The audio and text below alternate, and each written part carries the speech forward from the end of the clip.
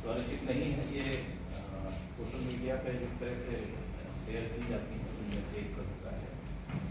Original जो इसके कवि हैं उनका नाम है, इस वजह से ज्ञात नहीं है क्योंकि शेयर इसका टाइटल जो मैंने इसको दिया है वो है ईश्वर किसी भी रूप में मिल जाते हैं।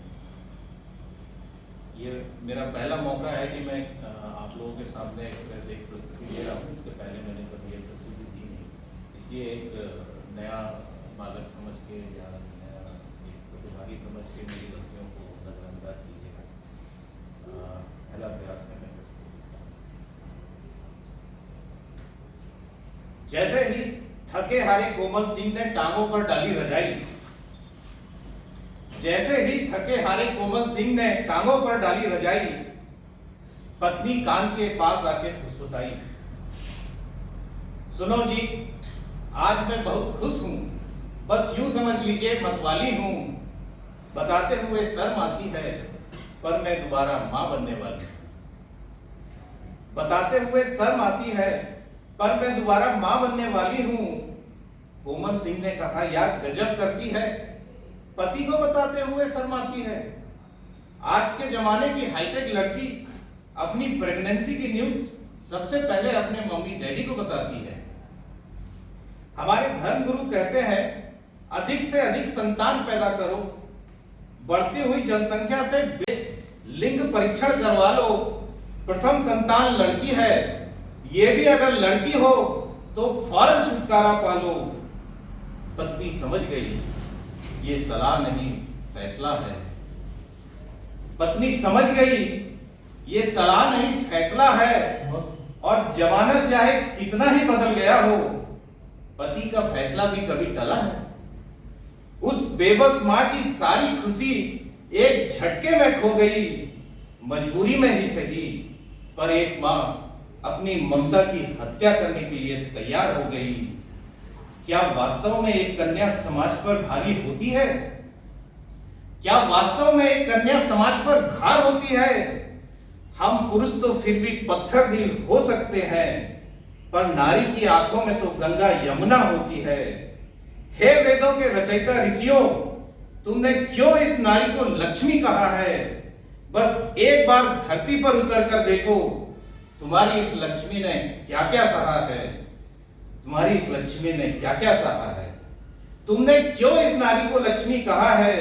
बस एक बार धरती पर उतर कर देखो, इस लक्ष्मी ने क्या क्या सहा है। तमाम उम्र अपने परिवार की सुख समृद्धि के लिए दान पुण्य और व्रत करने वाली एक नारी आज किस्मत की सर्वाधिक हेटी थी, क्योंकि उसके गर्भ में गुलगुलाने वाली संतान एक बेटी थी। आज किस्मत की सर्वाधिक हेटी थी क्योंकि उसके गर्भ में गुलगुलाने वाली संतान एक बेटी थी। इस सभ्य समाज के षड्यंत्रों से छली गई एक और द्रौपदी आज जुआ घर में चली गई। उसने मन ही मन प्रार्थनाएं की, भगवान करे डॉक्टर छुट्टी पर हो। अस्पताल भी आज उसे ऐसा लग रहा था जैसे अस्पताल ना होकर कोई कट्टी घर हो, कोई अस्पताल ना होकर कट्टी घर हो। भगवान करे डॉक्टर छुट्टी पर हो, अस्पताल भी उसे ऐसा लग रहा था जैसे अस्पताल ना होकर कोई कट्टी घर हो। कोई दान, कोई पुण्य, कोई शक्ति उसकी सहायता के लिए नहीं आई। काउंटर पर बैठी हुई नर्स ने गर्भपात संबंधित सामान की लिस्ट कोमल सिंह को थमाई। कोमल सिंह ने लिस्ट को पढ़ा और पढ़ते ही बोला, सिस्टर व्हाट ए फन, गर्भपात के सामान में कफन। सिस्टर व्हाट ए फन, गर्भपात के सामान में कफन। नर्स बोली, हाँ बाबू, इस परंपरा को तो मैं वर्षों से निभा रही हूँ। आपकी बेटी का अंतिम संस्कार करना है ना, इसीलिए 2 गज कफन मंगा रही हूँ। बाबू, इस परंपरा को तो मैं वर्षों से निभा रही हूँ। आपकी बेटी का अंतिम संस्कार करना है, इसलिए 2 गज कफन मंगा रही हूँ। आप हजारों खर्च करके उस मासूम की जान ले सकते हैं, तो क्या उसे 2 गज कफन भी नहीं दे सकते हैं? आप हजारों खर्च करके उस मासूम की जान ले सकते हैं, तो क्या उसे 2 गज कफन भी नहीं दे सकते हैं? आप जैसे ही उसको अपने घर से निकाल देंगे, इन अस्पताल वालों का क्या है, ये तो उसे चील कौवों के लिए डाल देंगे। मेरे पास इस अस्पताल का पिछले 15 वर्षों का पूरा लेखा है।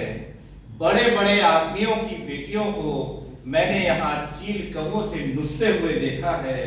मेरे पास इस अस्पताल का पिछले 15 वर्षों का पूरा लेखा है। बड़े बड़े आदमियों की बेटियों को मैंने यहाँ चील कौवों से नुचते हुए देखा है। उस दृश्यों को देखकर मेरी अंतरात्मा रोती है, कराहती है। बाबू, एक कन्या ऐसा नसीब लेकर क्यों आती है? बाबू, एक कन्या ऐसा नसीब लेकर क्यों आती है? माफ करना बाबू, कुछ ज्यादा ही कह गई हूँ। नारी हूँ, इसलिए भावनाओं में बह गई हूँ, वरना मुझे क्या है, बेटी आपकी है, मारे चाहे जिलाएं। मुझे क्या है, बेटी आपकी है, मारे चाहे जिलाएं। बस आप जल्दी से लिस्ट में लिखा हुआ ये सामान ले आए। कोमल सिंह ने देखा, उस नर्स की आंखों में एक चिंगारी थी और उसके लिए वो घड़ी प्रलय काल से भी ज्यादा भारी थी। उसकी आंखों में एक चिंगारी थी, उसके लिए वो घड़ी प्रलय काल से भी ज्यादा भारी थी। धरती फट गई, आसमान गिर पड़ा था और अगले ही पल वो कोमल सिंह उस नर्स के पैरों में पड़ा था। धरती फट गई, आसमान गिर पड़ा था, अगले ही पल वो कोमल सिंह उस नर्स के पैरों में पड़ा था। बोला, देवी हो सके तो हमें माफ कर देना, अब हम अपने घर को जाते हैं। और किसी ने सही कहा है, ईश्वर किसी भी रूप में मिल जाते हैं।